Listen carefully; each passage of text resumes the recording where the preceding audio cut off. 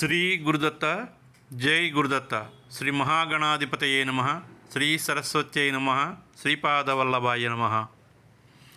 ఆధ్యాత్మిక బంధువులకి, దత్త బంధువులకి, అంతమందికి కూడా కృతజ్ఞతాపూర్వక అభివందనాలు తెలియచేసుకుంటూ ఇవాళ సంత్ ఏక్నాథ్ మహారాజు వారి యొక్క దివ్య లీలల వైభవంలో మనం 6వ రోజు ఇవాళ మనం స్మరణం చేసుకుంటున్నాం.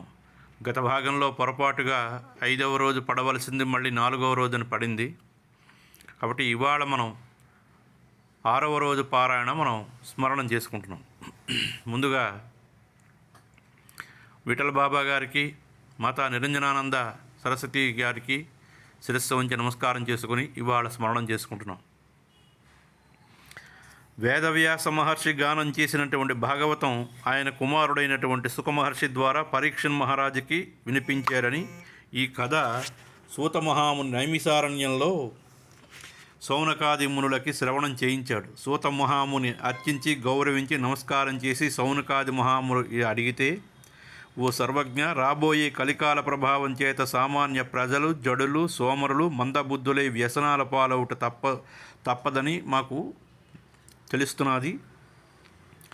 ఈ అంతమంది కలిదోషాన్ని నివారించుకోవడానికి ఉపాయం ఏదైనా ఉంటే దయతో తెలియజేయండి అని మహాత్మాని తమరి వాక్కు ద్వారా వెలువడైనటువంటి జ్ఞానం అందరికీ వెలుగు చూపునిదై ఉంటుంది అని సూతమహాముని అంటే, మునీశ్వరులారా, భూత భవిష్యత్ వర్తమానాలన్నీ కూడా భగవంతుడి నిర్ణయం ప్రకారమే నడుచుకుంటుంది, జరుగుతుంది. కలియుగం ప్రారంభమైనది. కలియుగం ప్రభావం కలహాలు సృష్టించడమే దాని తాలూకా రహస్యం. అయితే సద్గురువులకి భవిష్యత్తు తెలిసినప్పటికీ కూడా బహిర్గతం బయటకు చెప్పడానికి భగవంతుడి అనుమతి లేదు. రాబోయే ప్రమాదాలని ఛాయామాత్రంగా సూచించి నివారణ ఉపాయాలు బోధించటకు మాత్రమే అనుమతి ఉన్నది. ఇది అంతమంది కూడా తెలుసుకోవలసినటువంటి విషయం. మరొక రహస్యం చెబుతున్నారు, విను. కలియుగం ప్రారంభంలో జరిగినటువంటి సంఘటన ఇది. పాండవ వంశవర్ధనుడైనటువంటి పరీక్షన్ మహారాజు ఒక బహిరంగ ప్రదేశంలో బక్కచిక్కినటువంటి గోమాత, దాని పక్కన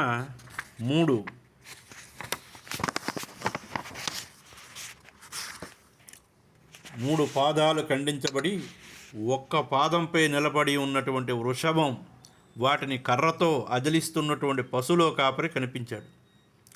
పరీక్షన్ మహారాజుకి తీవ్రమైనటువంటి ఆవేదన కలిగి, ఒరే మూర్ఖుడా, ఆ నోరు లేనటువంటి కాళ్ళు లేనటువంటి పశువులని నేల హింసిస్తున్నావు అని గర్జిస్తూ పలుకుతూ, నేను ఇప్పుడే దండిస్తానని ఒక వర నుండి కత్తిని తీశాడు. అంతలో, ఆగు మహారాజా, నా పేరు కలి, ఈ యుగ ప్రవర్తకుడని అంటూ ఉండగానే గోమాతయే భూమాతగాను వృషభం ధర్మస్వరూపంగాను పరీక్షిత్తునికి గోచరించింది. ఆహా, ఏమిటి వింత! ధర్మం 3 పాదాలు ఖండించబడి ఒక పాదం మాత్రమే నడుస్తున్నది. దీని భావం ఏమిటని గ్రహించాడు. భూమాత సారవిహీనమై బిడ్డలను ఎలా సాకలేదో కన్నీరు కారుస్తున్నది. గ్రహించుకో, కలి ప్రభావమే ఈ మార్పునికి కారణం. గ్రహించినటువంటి ఓయి, నీ దుశ్చేష్టలను నేను సహించలేకపోతున్నాను, నేను ఇప్పుడే శిక్షిస్తాను అంటూ ఉండగానే కలిపురుషుడు, శరణు మహారాజా, శరణు శరణు, పాండవ వంశీకుల శరణాగతులను శిక్షించరాదు. ధర్మాన్ని స్మరించి పరీక్షిత్తు అతనిని శిక్షించడాన్ని నేను శిక్షించలేను, వెళ్ళిపో అన్నాడు. అతడు అందుకు, నువ్వు దుష్టబుద్ధి ప్రేరకుడివి కాబట్టి ఎక్కడ మద్యపానం, వ్యభిచారం, జోదం, హింస, దొంగతనాలు ఉంటాయో అక్కడ నివసించు. కానీ కలిపురుషుడు, రాజా, నీ రాజ్యంలో అవి లేవు, మరి యొక్క స్థానాన్ని కల్పించమని ప్రాధేయపడ్డాడు. మహారాజు బాగా యోచించి, అక్రమంగా సంపాదించినటువంటి కాంచనం అనుభవించిన వాళ్ళు నీకు స్థానం కల్పిస్తున్నారు అని అక్కడికి వరం ఇచ్చాడు. అంటే పరీక్షిత్తు తాలూకా శాపం. ఇంటికి పోయి కొంతకాలం మహారాజు తన రాజ్యంలో కలిప్రవేశం కాకుండా ప్రజలకు హితం తెలిపి పరిపాలించుకుంటున్నాడు. ఒకానొకనాడు పరీక్షిత్తు వేటకు వెళ్ళాడు. ఆ రోజు జరాసంధుడిని వధించి గుర్తుగా తీసుకుని వచ్చిన రత్నకిరీటం ధరించి బయలుదేరాడు. అదే అదనుగా కలి అతని మనస్సులో ప్రవేశించాడు. అందుకే విపరీతమైన దాహం కలిగింది. శమీక మహర్షి తాలూకా ఆశ్రమ ప్రాంగణానికి చేరి దాహం ఇమ్మనమని కోరాడు. శమీక మహర్షి సమాధిలో ఉండటం వలన ఎవరూ పలకలేదు, దాహానికి నీళ్లు ఇవ్వలేదు. మహారాజుకి అవమానం జరిగిందని బాధ, కోపము, బాగా విపరీతంగా కోపం పెరిగిపోయింది. విచక్షణ మరిచిపోయి అంతే. తిరిగి వచ్చే సమయంలో ప్రతీకార వాంఛ విపరీతంగా లావైపోయింది. అనాలోచితంగా అక్కడికి వచ్చి చచ్చిపడి ఉన్నటువంటి సర్పాన్ని మహర్షి మెడలో వేసి తిరిగి వెళ్ళిపోయాడు. ఈ విషయం కొందరు సమిధలు ఏరుకుంటున్నటువంటి ముని పిల్లలు చూసి శమీకముని కుమారుడైనటువంటి శృంగికి తెలియజేస్తే అతడు కమండలంలోని నీటిని చేతిలోకి తీసుకుని అభిమంత్రించి తన తండ్రి పట్ల ఇంత ఘోర అపరాధం చేసినటువంటి వాడు 7 రోజుల్లో తక్షకుడి తాలూకా సర్పం కాటు వేసి మరణించుగాక అంటూ శాపం ఇచ్చేశాడు. తరువాత అందరూ సమీక మహర్షి జరిగినటువంటి విషయం అంతా వివరించారు. ఆ మహర్షి ఆహా, ఎంత పని జరిగింది! ధర్మాత్ముడైనటువంటి రాజు ఈ విధంగా శపించడం జరిగిందా? అది శాపం ఇచ్చేవాడు తప్పిదాన్ని తెలిసి శాపం ఇయ్యాలి. పరోక్షంగా శపించుట తప్పయనని ఒక క్షణం దివ్య దృష్టితో ఆలోచించాడు. విషయం బోధపడింది. ఇదంతా కలిమహత్యమే అని తెలుసుకున్నాడు. జరిగిన దానికి చింతించి ప్రయోజనం లేదు. జరగవలసిన దాని సక్రమంగా జరగాలి. వెంటనే మహారాజుకి శాప సమాచారం తెలియజేశాడు. మహారాజు కూడా తనచే ఘోరకృత్యం జరిగింది, ఎందుకు జరిగిందో అని పశ్చాత్తాపంతో ఆవేదన పడుతూ ఉండగా శాప విషయం తెలుసుకున్నాడు. మహారాజు తనకది సరియైన శిక్షేనని స్వీకరించాడు. వెంటనే మహానుభావుడైనటువంటి వేదవ్యాసుని స్మరించి వ్యాసుడు వెంటనే ప్రత్యక్షమైతే, మహాత్మా, జరిగినది ఏదో జరిగిపోయింది. జరగవలసినది ఏమిటి అంటే, తమ దయ వలన నాకు ముక్తి కలిగితే మార్గం ఏదైనా ఉంటే తెలియజేయండి అని ప్రార్థించాడు. వ్యాసుల వారు భాగవత పురాణం శుకుల ద్వారా శ్రవణం విన్నట్లయితే నీకు దాని నుంచి కొంతవరకు ఉపశమనం ఉన్నాడు. వెంటనే పరీక్షణ్ మహారాజు గంగా నదీ తీరానికి వెళ్ళి సుఖమహర్షిని ప్రాధేయపడి ప్రార్థిస్తే ఆహ్వానించాడు. శ్రీకృష్ణ పాదారవిందాల యొక్క తన మనస్సుని ధారాదత్తం చేసి అక్కడికి సత్వరం ముల్లోకాలు పవిత్రం చేసిన మహానుభావులైనటువంటి మునులు, ఋషులు తమ తమ శిష్యులతో పాటుగా వచ్చారు. పరీక్షణ్ మహారాజుకి ఎంతో ఆనందం కలిగింది. తీర్థయాత్రా నెపంతో గంగాది నదులు మహాక్షేత్రాలు తమ పాదస్పర్శతో పురీతం చేయగలిగినటువంటి మహాత్ములారా, తమ పాదధూళి సోకిన జన్మ పావనమైందని వారిని స్తుతించి తగిన రీతిన సత్కారం చేశాడు. సత్కార్యాలు చేశాడు, సత్కరించాడు. అంటే సన్మానాలు చేసి వాళ్ళకి భూరి దక్షిణలన్నీ ఇచ్చి వాళ్ళ తాలూకా సంతోషాన్ని చూడగొన్నాడు. వారి పాదాలపై శిరస్సు వంచి నమస్కారం చేశాడు. ఆ సమయంలో ధర్మమూర్తి అయినటువంటి పరీక్షిత్తుకి శాపం తగిలిన విషయం తెలిసి, ఇక రాబోయే కాలం కలిపురుషుని ప్రభావం ఇంకా విజృంభిస్తుంది అని మహర్షులంతమంది అక్కడికి వెళ్ళారు. వారిలో అత్రి, వశిష్ఠుడు, చవనుడు, శరద్వానుడు, అరిష్టనేమి, భృగువు, అంగీరసుడు, పరాశరుడు, విశ్వామిత్రుడు, పరశురాముడు, ఉతజ్జుడు, ఇంద్రసముద్రుడు, ఇలాగా యుద్మవాహుడు, మేధాతిథి, దేవలుడు, ఆర్షిసేనుడు, భారద్వాజుడు, గౌతముడు, పిప్పలాదుడు, మైత్రేయుడు, ఔర్యుడు, కవశుడు, అగస్యుడు, వ్యాసుడు, నారదుడు, ఇంకా అనేక మంది శ్రేష్ఠులైనటువంటి దేవర్షులు, బ్రహ్మర్షులు, అరుణాది రాజర్షి వరేణ్యులు వచ్చారు. మహాత్ములైనటువంటి మహర్షులంతమంది కూడా నిరంతరం ఈ భూమిపై నివసిస్తూ ప్రాణికోటికి సంక్షేమం కోసం కాంక్షిస్తూ, ఇది ఏ తార్కాణం, అంతేకాదు ఏ సజ్జనుడైనా భక్తుడైనా పొరపాటున క్లిష్ట పరిస్థితుల్లో ఉన్నట్లు వారికి అవగతమైనప్పుడు, వారు ఏదో ఒక రూపంలో కష్టదశలో ఉన్నప్పుడు భక్తునికి సలహాలు ఇచ్చి సహకరించడం కోసం భగవానుని ప్రేరేపణతో భూమిపై దిగివచ్చి కష్ట నివారణకు తగిన సూచనలు ఇస్తారు అనడానికి ఇదే సత్యం. అదేవిధంగా పరీక్షణ్ మహారాజుకి కలి ప్రభావం చేత ముప్పు వాటిల్లిందని తెలిసిన వెంటనే మహర్షులంతమంది కూడా కాలపరిణామాన్ని గమనించి రాబోయే కాలంలో సామాన్య జనులు ధర్మాన్ని విడిచిపెట్టి కలిపురుషుని ప్రభావానికి లోను కాబోతున్నారు అని గ్రహించారు. అప్పుడు మహారాజు ఉద్ధరించడమే కాకుండా ముందు తరాల వారికి కూడా కలి సంసర్గం నుంచి కాపాడటానికి ఉపాయం ఆలోచించి, అదే కాకుండా స్పృష్ట్యాది నుండి భగవంతుడి తాలూకా లీలలను వినడం ద్వారా పరమాత్మతత్వం అవగతం చేసుకునేగలిగినటువంటి జీవుడు దేహానికి బద్ధుడు కాక ముక్తిని తెలుసుకుంటాడు. ఇది ఏకగ్రీవంగా అందరూ నిర్ణయించారు. కలియుగంలో ప్రజలంతమంది కూడా అల్పాయుష్కులు, దుర్బల దేహులుగా ఉంటారు. కాబట్టి వాడు కఠోర తపస్సులకి, యోగ సాధనకి వారి దేహాలు అనుకూలంగా ఉండవు. అందుచేత కలియుగ ధర్మానుసారం భగవంతుడు తన స్మరణతోనే తరింప చేయగలడని తెలియజేశాడు. సత్యాది త్రియుగే బోధ వైరాగ్యే ముక్తి సాధక కలవుతు కేవల భక్తి బ్రహ్మ సాయుధ్యకారిణి. కాబట్టి అందరూ కలిసి భగవంతుడి అనుమతితో ఈ నిర్ణయాన్ని చేసి, కలియుగంలో హరినామ సంకీర్తన సమానమైనటువంటి తపస్సు కానీ యోగ సాధనలు కానీ లేవు, ముమ్మాటికి లేవని నిశ్చయించిన తరువాత దయామయుడైన పరమాత్మ సత్యంగా ముందు తపస్సు, త్రేతాయుగంలో యజ్ఞాలు, ద్వాపరయుగంలో యజనం అంటే అర్చనలు, కలియుగంలో సామూహిక నామ సంకీర్తన చేతనే ముక్తిని ప్రసాదించగలరు.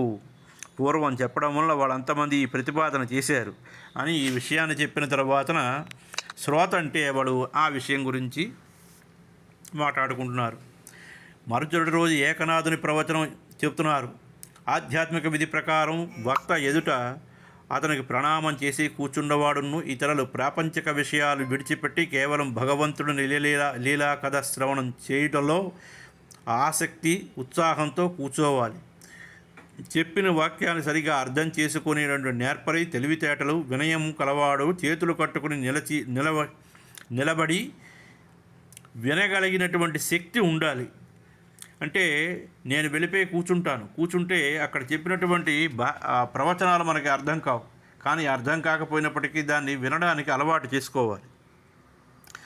ఈ విధంగా ఉత్తమ శ్రోత అయినటువంటి పరీక్షణ్ మహారాజు మహర్షులందరికీ చేతులు జోడించి ఇలా ప్రార్థన చేశాడు. నా పూర్వ పుణ్యవశంబులో కష్టకాలమందు మీ ఎంతమంది నాకు దయతో దర్శనం ఇచ్చారు. మీ మాట యందు పరిపూర్ణ విశ్వాసం కలిగినటువంటి వాడనై నా యొక్క కర్తవ్యాన్ని గురించి మీకు ప్రశ్నిస్తున్నాను. సర్వులకి సర్వావస్థల యందు ముఖ్యంగా మృత్యుముఖముందున్న వానికి స్వల్ప వ్యవధిలో చేయదగినటువంటి విశుద్ధ కర్మ ముక్తినిచ్చే ఉత్తమ కర్మని నాకు తెలియజేయండి అని ప్రార్థన చేశాడు. మహారాజు ఇట్లు ప్రశ్నించే సమయం ముందే అక్కడికి సుఖమహర్షి ప్రత్యక్షమయ్యాడు. మునులందరూ సంతోషంతో సుకుని వంక దృష్టి సారించారు. రాజు సుఖమహర్షి తమరి రాకకాయ మాకంతమందికి సంతోషదాయకం, దయతో నాకు ముక్తి మార్గాన్ని చూపించనని వేడుకున్నాడు. సుఖబ్రహ్మ పరమానందంతో రాజా, సంసార నిమగ్నులై ఆత్మస్వరూపాన్ని తెలియనట్టి గృహస్థులకు వినదగినది, ఆచరించదగినది మంచి విషయాలు వేల కొలది ఉన్నాయి. అవన్నీ చెప్పడానికి ఇప్పుడు సమయం కాదు. నీకు ఇంకనూ 7 రోజులు మాత్రమే ఆయుర్దాయం మిగిలి ఉంది. కాబట్టి మృత్యువు బారిన పడకుండా ఉండడానికి తగిన ఉపాయం శ్రీహరి చరణాలయందు చిత్తం మనస్సును లగ్నం చేయడమే. అందుకు కావలసినటువంటి భగవంతుడు లీలని శ్రవణం చేయడం అంతకన్నా ఉత్తమ కర్మ. ప్రాణ ప్రయాణ కాలమందు మానవులకు తన మనస్సునందు ఈ శ్రీహరిని ధ్యానం చేయడం ద్వారా శ్రీహరి కరుణకి పాత్రుడవుతాడు. మరణకాలం సమీపించినటువంటి మనిషి కంగారు పడకూడదు. నీకు మరణకాలం ముందు తెలిసిపోయింది కాబట్టి ప్రతి వ్యక్తికి ఇది తెలియదు. కాబట్టి ప్రతివారు తమ జీవితాన్ని శాశ్వతమని అనుకోవడం చాలా అవివేకం. ఇది పొరపాటు. దేహం యొక్క ఆశాతత్వాన్ని తెలిసి నిరంతర భగవచ్చింతన చేస్తూ ఉంటే ప్రాణోత్క్రమణ సమయంలో కూడా హరినామ చింతనతో దేహాన్ని విడిచిపెట్టవచ్చు. పరీక్షణ్ మహారాజు ఇలా చెప్పాడు. మహాత్మా యోగధారణ ద్వారా మనస్సును ఏకాగ్రంత అంటే ఎలా దాని మీద దృష్టి నిలబెట్టాలి, ధారణ యొక్క స్వరూపం ఏమిటి, దయతో వివరించండి అని అడిగితే సుఖమహర్షి చెప్పాడు. ఓ రాజా, ఒక్క వాక్యంలో చెప్పాలి అంటే పూర్వము కానీ ఇప్పుడు కానీ ఇక ముందు కానీ వాస్తవములో లేనిదైనటువంటి కార్యరూప ప్రపంచమంతా దేని యందు దర్శించబడుతోందో అదే విరాట్ పురుషుడు. శరీరాన్ని భావనను ధరించి నిలుపుకొనడం ద్వారా ధారణ అని వ్యవహరిస్తారు. విశ్వమంతా పరమపురుషుడే, దృశ్యమంతా అతని రూపమేనన్న దృఢమైనటువంటి జ్ఞానం ద్వారా నిర్భయత్వ స్థితి కలుగుతుంది. యోగులు నేతి విచారణ ద్వారా అంతరంగమందు దేనిని స్మరిస్తారో అది ఏ బాహ్య దృశ్యంగా కనిపిస్తుంది. సూత్రాన్ని ఎరిగి విశ్వాసంతో శ్రీహరి పాదార విందాలపై మనోదృష్టిని నిలిపితే సర్వము అది అర్థం అవుతుంది. రాజా, స్వప్నంలో సమస్త వస్తువులతో పాటు తాను కూడా ఉన్నట్లు ఎవడైతే ఆలోచిస్తూ ఉంటాడో కలలోని నీకున్ను కలుగుతున్నటువంటి నీకున్ను భేదం ఉన్నదా? ఈ విధంగా అందరి బుద్ధి ప్రవృత్తుల ద్వారా సర్వము అనుభవించే పరమాత్మ ఒక్కటే అని సత్యవస్తువు అని తెలుస్తోంది. ఇతర వస్తువులన్నీ కూడా స్వప్న వస్తువులాగే ఆలోచించినట్లే నిర్ధారించుకోవాలి. ఈ ప్రాపంచిక వస్తు సముదాయం ఎంతవరకు ఉపయోగించుకొని మనం ఉంటామో అంత మాత్రమే వాటితో అవసరమని తెలుసుకోవాలి. కొన్ని వాటికి వస్తు వ్యామోహం తొలుగుతుంది. ప్రాపంచిక వస్తు విశేషమంతా సారరహితమని బుద్ధి యందు పూర్ణ విశ్వాసం కలిగే పరమాత్మ పొందడానికి కృషి చేస్తే ఏమాత్రం అజాగ్రత్తగా ఉండకూడదు అని. మోక్షాభిలాషి అయినటువంటి ఓ రాజా, సంసార చక్రమందులో పడి మానవుడు కృంగిపోకుండా శ్రీకృష్ణ భగవానుడి పట్ల అనన్య భక్తి ప్రాప్తింపజేసుకుంటలో తరుణోపాయం ఉంటుందని సుఖమహర్షి చెప్పినటువంటి సులభోపాయం ఇప్పుడు చెప్పాడు. మునులారా, మహారాజుకు సుఖయోగి భగవంతుడు తాలూకా లీలా కథల్ని ప్రబోధించడంలో తెలిసి ఎందరో మహర్షులు ఈ కథామృతాన్ని చెప్పడానికి వారి సమక్షంలో ఉన్నారు. దేవతలు, గంధర్వులు, యక్ష, కిన్నెర, కింపురుషాదులు వచ్చారు. సుఖమహర్షి పరీక్షణ్ మహారాజును ఉద్దేశించి ఇలా చెప్పాడు. రాజా, సృష్టిలో బ్రహ్మదేవుడికి భగవానుడు చెప్పాడు. భగవంతుని తత్వం భగవంతుడికే చెప్పాలి, అర్థమవుతుంది. అన్యులకు అది అర్థం కాదు. కాబట్టి ఓ బ్రహ్మదేవ, అనుభవము భక్తి సాధనతో కూడుకున్నటువంటి పరమ రహస్యమైనటువంటి నా స్వరూపం గురించి జ్ఞానం ఇప్పుడు చెప్తాను. సృష్టికి పూర్వం కేవలం నేనే ఉన్నాను. నేను తప్ప స్థూల ప్రపంచం కానీ సూక్ష్మ ప్రపంచం కానీ వాటికి కారణభూతమైన అజ్ఞానం కానీ లేదు. ఎక్కడ సృష్టి లేదో అక్కడే నేనున్నాను. ఈ సృష్టి రూపంగా గోచరించడానికి ఇదంతా కూడా నేనే అయి ఉన్నాను. చివరికి శేషించినది కూడా నేనే అయి ఉన్నాను. అన్వయ వ్యతిరేక పద్ధతుల ద్వారా సర్వాతీత సర్వస్వరూప పరమాత్మయే సర్వదా సర్వత్రా ప్రకాశించుతున్నాడనే వాస్తవమైనటువంటి తత్వం, నా తత్వం తెలుసుకోవలసినటువంటి వాడు ఇంత మాత్రం తెలుసుకున్నా చాలు. అప్పుడు నా చేత తెలపబడినటువంటి సిద్ధాంతంలో పరిపూర్ణ నిష్ట కలిగి ఉంటే కల్పకల్పాంతరాల్లో కూడా మోహం దరిచేరనకుండా ఉంటుంది అని భగవంతుడి చేత తెలపబడినటువంటి తత్వజ్ఞాన సూక్ష్మ బోధని సుఖమహర్షుల వారు పరీక్షిత్ మహారాజుకు చెప్పారు. సుకుడు, రాజా, మహాత్ములు మహదైశ్వర్యయుక్తుడు పరమాత్మను ఈ ప్రకారం వర్ణించాడు. తత్వజ్ఞానులు కేవలం స్పృష్టి స్థితిలో ఎందులో వారిని మాత్రమే తలుచుకోకూడదు. కాబట్టి స్పృష్టియే కాకుండా దీనికైనా విలక్షణమైనటువంటి వాడికి భగవంతుడు శ్రీకృష్ణ పరమాత్మను అనంగ భక్తుడును పరమమిత్రుడును ఆయన ఉద్ధవుడికి వద్దకు విదురుడు చేరి భగవంతుని తాలూకా తత్వాన్ని తెలపమని కోరితే అప్పుడు చెప్పడం జరిగింది.